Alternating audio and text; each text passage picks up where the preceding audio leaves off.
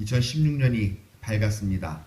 새해 첫 시간을 좋은 만남교회 공동체에 나와 하나님께 예배하며 또 함께 모여 친교하는 사랑하는 성도들에게 하나님의 크신 사랑과 자비, 인도하심과 격려하심이 있기를 성어버이, 성자, 성령의 이름으로 축원드립니다. 네.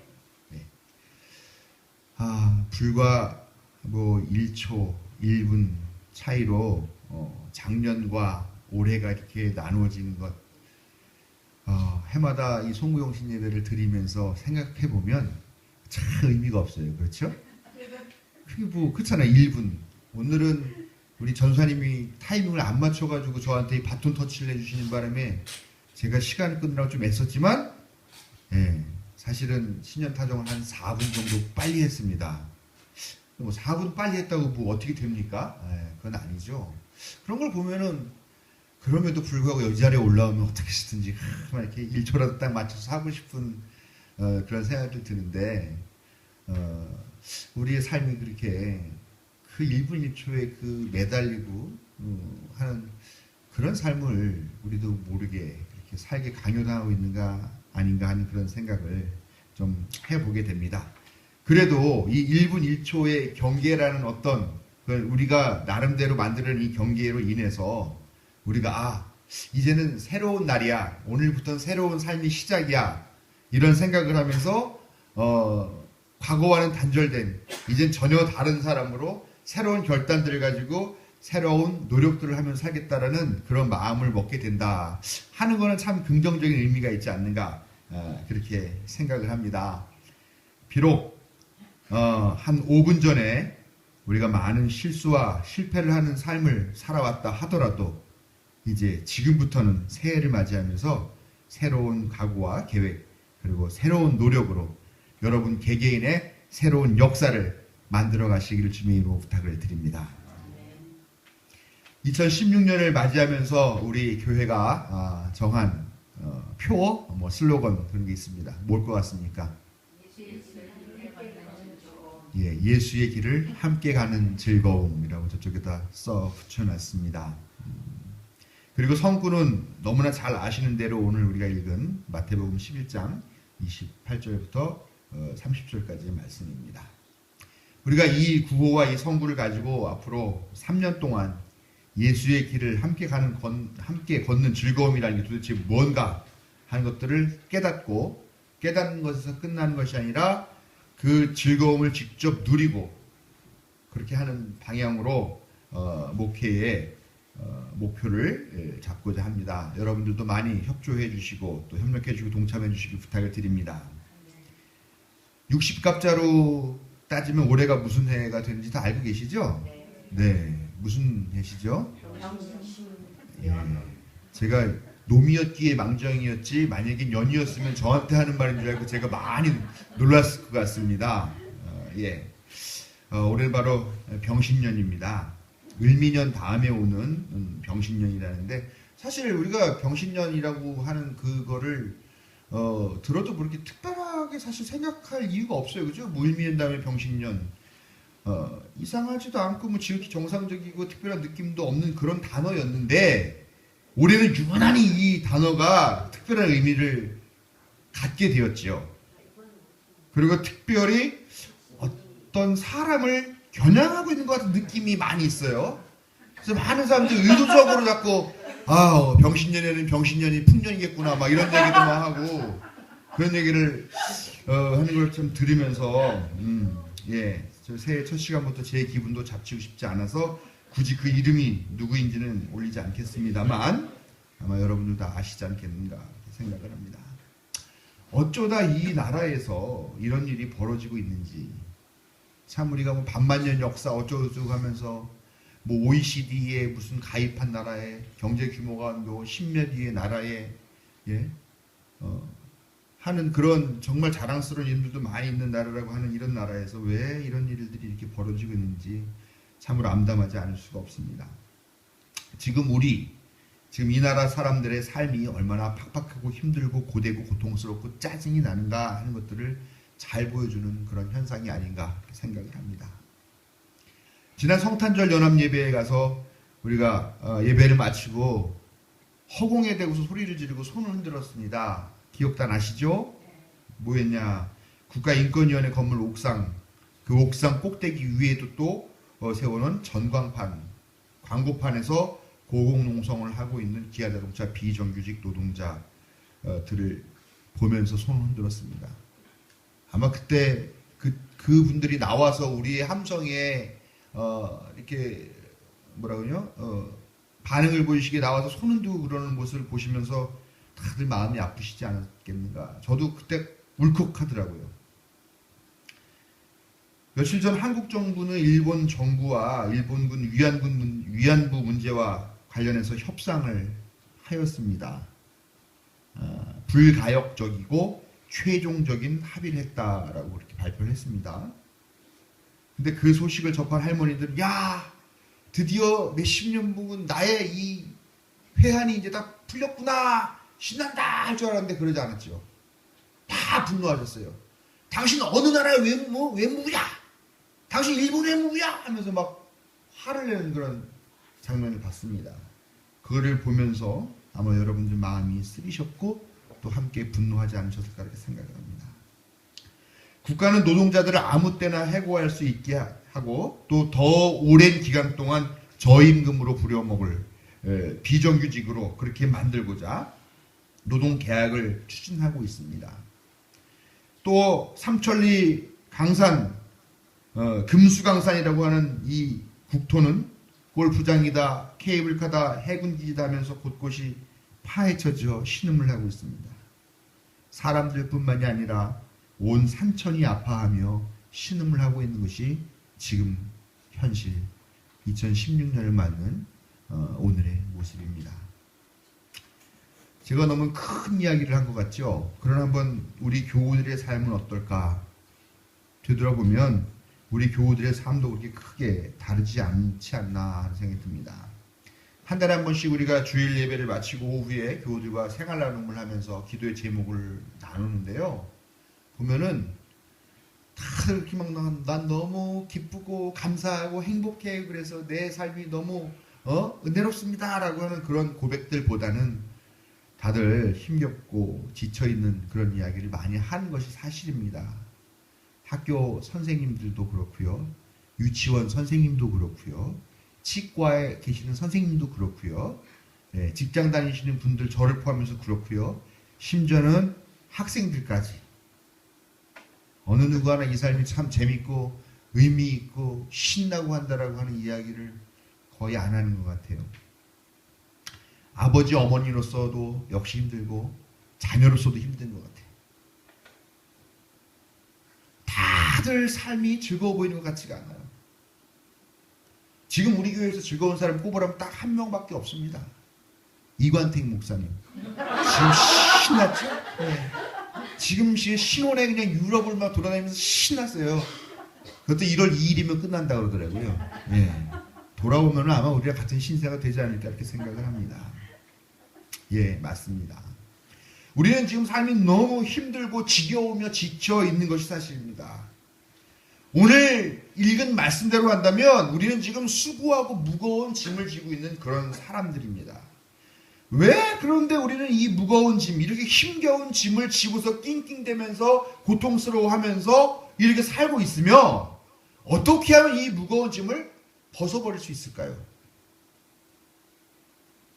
저도 잘 모르겠습니다만 이제 이걸 3년 동안 우리가 이제 연구를 하면서 우리가 훈련을 할 겁니다. 예수님은 어쨌건 분명히 약속을 해주셔요. 수고하고 무거운 짐을 지고 허덕이근 우리에게 나에게 와라. 이렇게 말씀하십니다. 예수님이 우리를 쉬게 해주겠다라고 이렇게 약속해 주십니다. 예수님이 우리에게 가볍고 편한 짐을 지게 해주겠다라고 그렇게 말씀하십니다. 근데 그 편하고 쉬운 짐의 근거가 뭐냐면요, 이런 말씀을 하세요.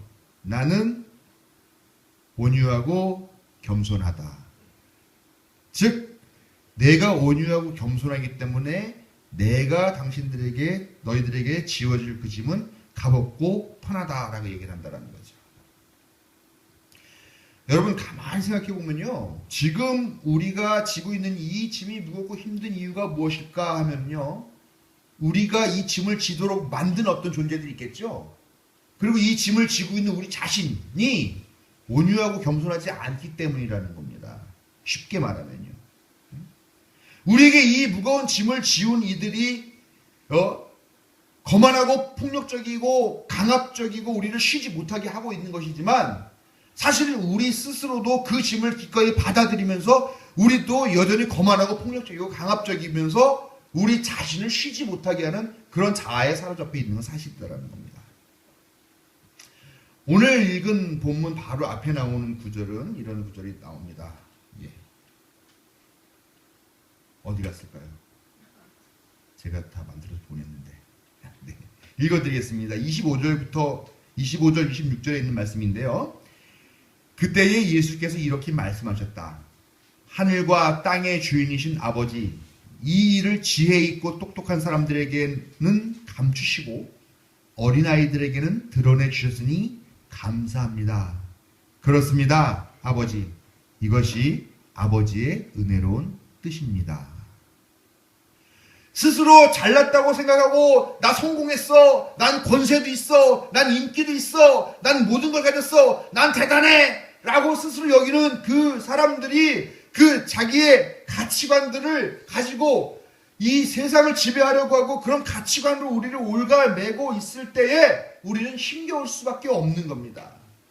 그러나 예수님은 스스로 똑똑하다고 여기는 그 사람들이 오히려 하나님의 깊으신 은혜로운 뜻을 모르는 존재들이고 오히려 바보 같고 천치 같고 아무것도 모르는 것 같은 그런 철부지 어린아이들은 오히려 하나님의 뜻을 제대로 알고 있고 하나님의 뜻을 보았다라고 그렇게 말씀하고 계신다라는 겁니다. 여러분 이 세상에서요 끊임없이 우리한테 얘기하죠. 이렇게 하면 성공할 거야. 이렇게 하면 돈 많이 벌어. 이렇게 하면 인기를 얻을 거고. 이렇게 하면은 사람들이 널 우러러볼 거고. 너 이렇게 하면은 뭐 행복할 거고. 세상이 믿고 세상이 확신하고 세상이 신봉하고 있는 그 가치관을 예수님은 완전히 뒤집어 엎으시면서 전혀 다른 가치관. 뭐냐? 남 위에 군림하고 남 위에 강압적으로 하고 남보다 더 강해 보이려고 하는 것이 아니라 오히려 온유하고 겸손한 삶을 보여주시면서 그 삶을 따를 때 우리는 비로소 무거운 짐에서 벗어나 가볍고 편안한 짐을 지고 쉴 수 있을 것이라고 약속하고 계십니다. 이 약속을 믿으시기 바랍니다. 여러분 우리가 한번 우리 삶을 이렇게 가만히 한번 돌이켜 봤으면 좋겠어요. 우리가 지금 뭐 북핵하면서 북한이 핵무기 만든다고 많이 욕하죠. 예. 북한 찬양하려고 하는 것이 아니라요. 한번 근데 가만히 생각해 보세요. 우리 장인어른이랑 그런 얘기를 했었어요. 야, 박 목사가 열심히 북한 애들 도와주려고 하고 그러는데 북한은 핵무기랑 만들고 큰일이다. 그 핵무기를 쓰면은 남한 완전히 초토화도 된대. 그래서 아버님, 북한이 핵무기 만든 건 굳이 남쪽에 쓸 필요가 없을 겁니다. 아니 왜? 남쪽에 핵발전소가 널려 있는데 거기다가 그냥 뭐 포만 쏴도 그게 핵폭탄 터진 거하고 똑같이 효과가 나는데 뭐하러 굳이 핵폭탄을 쏩니까? 아 그렇구나 그러시더라고요. 예. 그렇죠?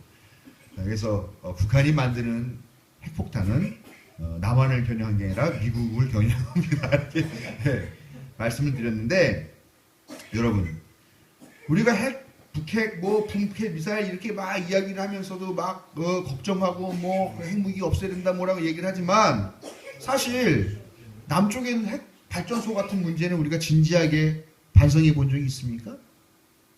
없어요. 여러분 만약에 지금 우리들 살면서 전기가 없어진다, 전기가 끊어진다, 아니면 전기가 확 줄어든다 라고 생각한다고 그러면 우리 삶이 어떻게 될까요? 우리 매일같이 들고 다니면서 보던 이 핸드폰 충전 못하죠. 당장 이 전등도 켜지 못하고 암흑에 빠져버릴 거라는 겁니다. 우리는 우리 자신이 이미 핵발전소에서 만드는 전기에 길들여져 있는 삶을 살고 있어요. 그러면 핵이 우리를 행복하게 해주는 겁니까? 핵이 우리의 삶을 풍요롭게 해주는 겁니까? 그럴 수도 있겠지요. 그러나 불행히 우리는 핵발전 없는 세상 한번 살아본 적이 없기 때문에 이건 많이 좋은 거라고 생각하며 살고 있는 거죠. 우리가 지금 믿고 살고 있는 즐거움이라고 생각하는 것들이 대부분 다 이런 방식이더라라는 겁니다. 그러나 우리가 한 번이라도 박원순 시장이 얘기하듯이 우리가 전기 아껴 써가지고 핵발전소 하나 없앱시다라고 하는 그런 운동에 우리가 얼마나 동참해봤냐라는 겁니다. 전등 하나 더 끄고 하는 것들에 대해 우리가 얼마나 마음을 써봤냐라는 겁니다. 이건 그냥 예로 드리는 말씀이에요. 우리 누군가를 욕하고 있고, 우리도 누군가가 자꾸 우리에게 무거운 짐을 지우고 있다고 하지만 사실 우리 자신도 그 짐에 길들여져 있고 우리가 우리 자신에게도 그 짐을 지우고 있다는 겁니다. 핵발전소 그거 언제 어떻게 망가질까 전전긍긍하면서도 거기서 벗어나지 못하는 그런 무거운 짐을 지는 삶을 살고 있는 것이 우리 현실이라는 것입니다.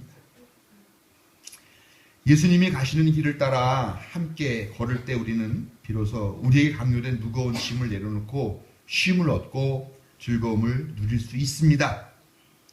예수님의 길을 가지 않고 세상의 길을 따르면 우리는 그저 아편과 같은 말초적 순간적 쾌락에 중독되고 감각이 마비되어서 결국은 참된 즐거움이 무엇인지를 알 수 없게 되어버릴 것입니다. 예수님의 길을 따르는 것이 힘들고 어려운 일일까요? 그렇겠죠? 십자가를 져야 되고 고난의 가시밭길을 걸어야 되고 머리에는 가시면류관을 써야 되고요. 그러나 그렇게만 생각할 수 있는 것은 아니고요. 예수님께서 이렇게 확신에 차가지고 우리에게 말씀하신다는데 그것이 우리에게 고통을 주기 위해서 과연 그 길을 따라오라고 하시는 걸까요? 그건 아니겠죠. 왜냐하면 예수님은 우리에게 행복을 주시려고 오신 분이지 고난을 주시려고 오신 분은 아니시라는 겁니다. 예수님은 우리에게 확신에 차서 말씀하시죠. 나의 마음은 온유하고 겸손하니 나에게 와서 편하고 가벼운 내 멍에를 메라. 그러면 쉼을 얻을 것이다. 우리는 이 말씀 믿고 예수님의 길을 함께 걸어야 합니다. 그럼 우리 삶에 변화가 생길 것이고 우리 사회가 변화가 될 것이고 이 세상이 달라질 것입니다. 이런 깨달음 그리고 이런 훈련을 같이 한번 우리가 마음을 합해서 앞으로 3년 동안 같이 열심히 해 나가주시면 감사하겠습니다. 예수와 함께 그 길을 걷는 사람들에게 하나님만이 주실 수 있는 기쁨과 즐거움이 넘쳐날 줄로 믿는 성도들에게 은혜와 자비가 충만하시기를 축원드립니다.